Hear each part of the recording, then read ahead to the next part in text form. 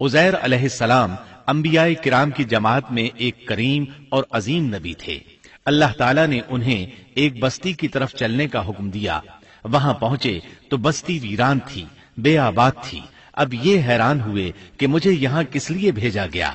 ऐसे में ख्याल आया अल्लाह ताला इस मुर्दा बस्ती को कैसे जिंदा फरमाएंगे। ये ख्याल ताज्जुब के तौर पर था।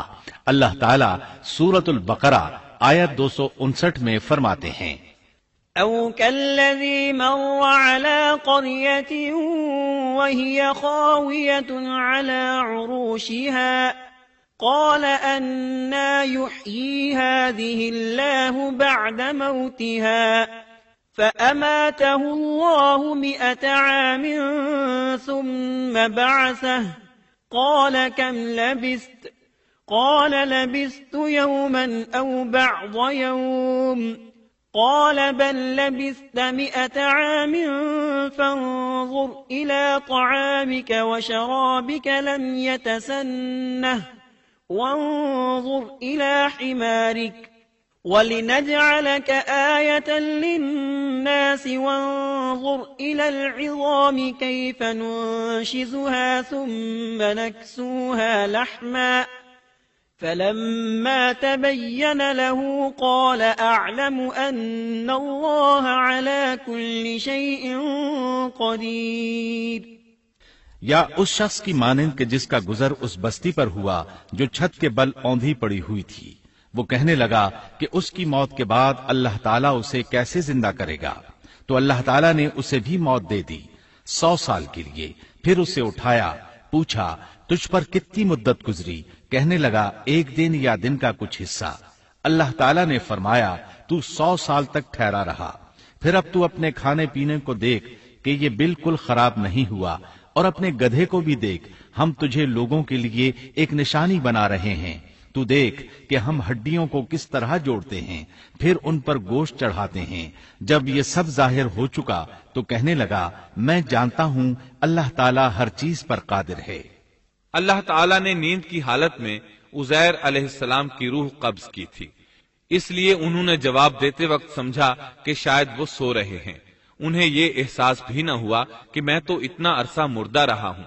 جب وہ سوئے تھے تو صبح کا وقت تھا، جب دوبارہ زندگی ملی تو عصر کے وقت آنکھ کھلی۔ اسی لیے اللہ تعالیٰ کے سوال کے جواب میں انہوں نے کہا میں 1 دن یا دن کا کچھ حصہ سویا رہا ہوں گا۔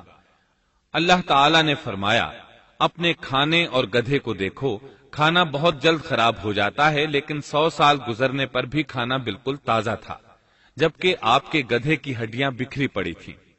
اچانک ان کے سامنے دیکھتے ہی دیکھتے ہڈیاں حرکت کرنے لگیں، پھر جڑنے لگیں۔ گدھے کا ڈھانچہ تیار ہو گیا تو اس پر گوشت چڑھنے لگا۔ اس طرح گدھا زندہ ہو گیا اور آواز دینے لگا۔ یہ دیکھ کر عزیر علیہ السلام پکار اٹھے، واقعی میرا پروردگار ہر چیز پر قادر ہے۔ ان کی اس عارضی موت کے دوران وہ بستی آباد ہو چکی تھی۔ عزیر علیہ السلام نے ان سے پوچھا کیا تم لوگ عزیر کو جانتے ہو؟ انہوں نے کہا جی ہاں، انہیں فوت ہوئے 100 سال سے زائد عرصہ بیت چکا ہے۔ تب عزیر علیہ السلام نے انہیں بتایا میں ہی عزیر ہوں۔ انہیں یقین نہ آیا۔ وہ ایک بڑھیا کو لے آئے، اس کی عمر 120 سال تھی۔ انہوں نے اس سے عزیر علیہ السلام کے بارے میں پوچھا۔ اس نے عزیر علیہ السلام کی 10 نشانیاں بیان کی۔ وہ سامنے کھڑے عزیر علیہ السلام کو دیکھ رہے تھے، تب انہیں یقین آیا۔ عزیر علیہ السلام ان کے درمیان قیام پذیر رہے۔ آپ نے انہیں نئے سرے سے تورات کی تعلیم دی۔ وہ اس کو بھول چکے تھے۔ بستی والے ان سے بہت متاثر ہو گئے، ان کی تعظیم کرنے لگے۔ اس عظیم معجزے کی وجہ سے رفتہ رفتہ وہ انہیں اللہ کا بیٹا تصور کرنے لگے۔ اللہ تعالیٰ سورہ توبہ آیت 30 میں فرماتے ہیں وقالت اليهود عزير ابن الله، اور یہودیوں نے کہا عزیر اللہ کے بیٹے ہیں۔ یہ اللہ نے ان کا ایک جرم بیان کیا ہے۔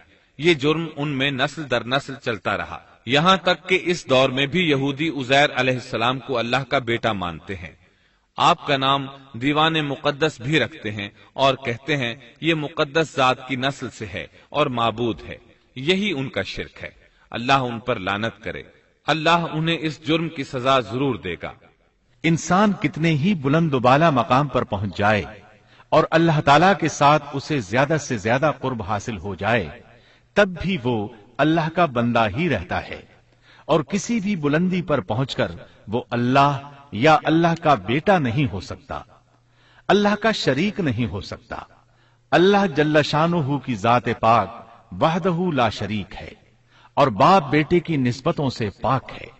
लिहाजा इंसान की सबसे बड़ी गुमराही ये है कि वो जब किसी बरगुजीदा इंसान से ऐसे उमूर सादिर होते देखता है जो अक्ल में नहीं आते, तो रोब या अकीदत की बिना पर पुकार उठता है कि ये हस्ती तो खुद अल्लाह है जो इंसानी शक्ल में आई है, या उसका बेटा है, या अल्लाह ताला की शरीक है।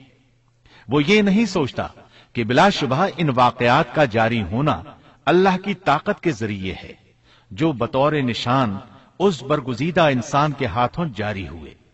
इसके बावजूद ये न अल्लाह है न अल्लाह का बेटा, बल्कि उसका एक पसंदीदा बंदा है, और ये उमूर अल्लाह ताला के खास कवानीन के तहत सिर्फ उसकी ताईद और उसकी सदाकत के लिए जाहिर होते हैं, वरना वो भी अल्लाह ताला के आगे उसी तरह मजबूर है जिस तरह दूसरी मखलूक। कुरान करीम ने सैयदना ईसा अलैहिस्सलाम की हकीकत सूरह आले इमरान की आयत 59 में इस तरह बयान की है। अल्लाह के नजदीक ईसा अलैहिस्सलाम की मिसाल आदम अलैहिस्सलाम की सी है कि अल्लाह ने उन्हें मिट्टी से पैदा किया और हुक्म दिया कि हो जा, और वो हो गए। मतलब ये कि अल्लाह का बेटा अगर किसी को कहा जा सकता तो आदम अलैहिस्सलाम को कहा जाना चाहिए था। लिहाजा किसी नबी के बारे में ये अकीदा रखना कि वो अल्लाह का बेटा है बिल्कुल फजूल और बातिल है।